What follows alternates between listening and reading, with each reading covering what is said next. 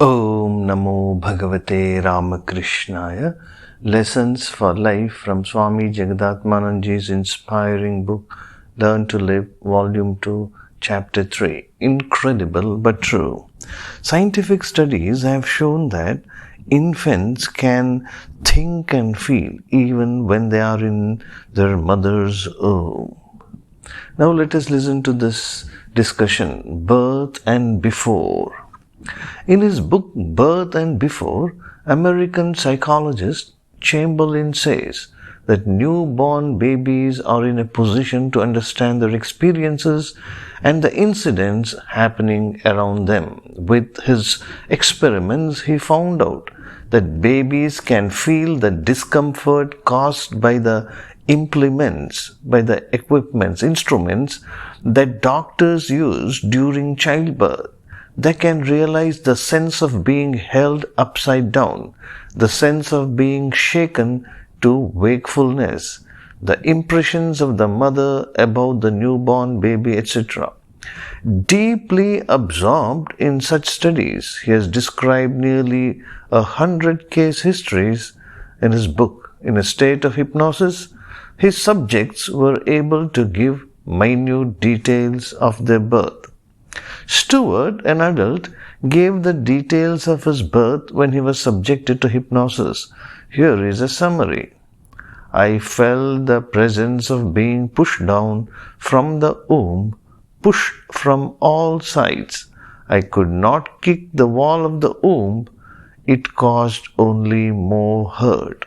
So I crouched. I felt pressure on my head. Somebody was pushing me down, but I could not move. I was fixed somewhere. I could not move my shoulder. My jaws were aching. The doctor was pulling me by my shoulder, but I could not come out. Push, the doctor said repeatedly. My mother was only weeping. She was not relaxed even to the slightest extent. She was stiff. I was also stiff. The doctor was impatient. I was not coming out as fast as he wished. He was eager to see me breathe. Now my shoulder had come out. I was not so stiff as before. The doctor was not pulling me as hard as before. But he was saying that I would have to come out fast. But I could not. I was caught again. The doctor says I am not extending. I don't understand it. In 1975, Dr. Chamberlain got interested in the subject of memories of fetal life and birth. What prompted him to study this was his own patient. Subjected to hypnosis, the patient had described clearly the events during his birth and childhood. 2 months later, he came to know that Dr. David B. Cheek of San Francisco had been engaged in a similar study for the past 20 years. After reading his writings, Dr. Chamberlain was convinced that his own research was proceeding on right lines. Dr. David B. Cheek, author of Psychiatric Treatment Through Hypnosis, was the president of the American Society of Clinical Hypnosis.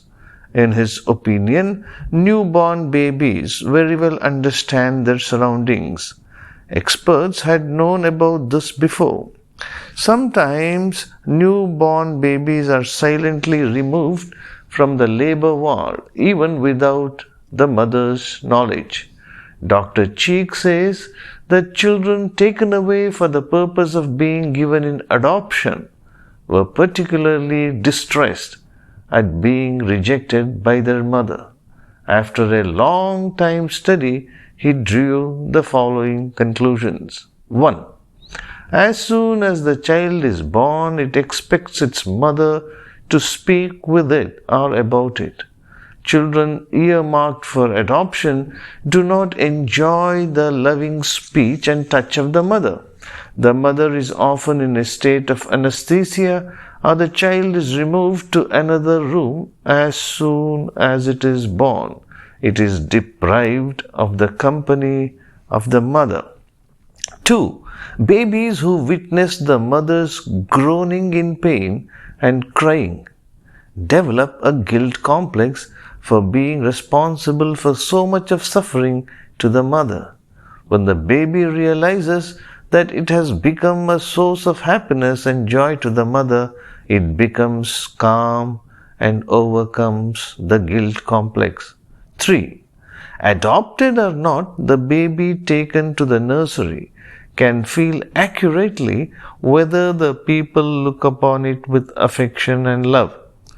Babies kept together are known to exchange their feelings.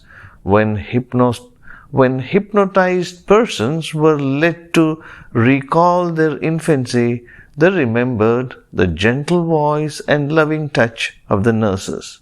Point 4.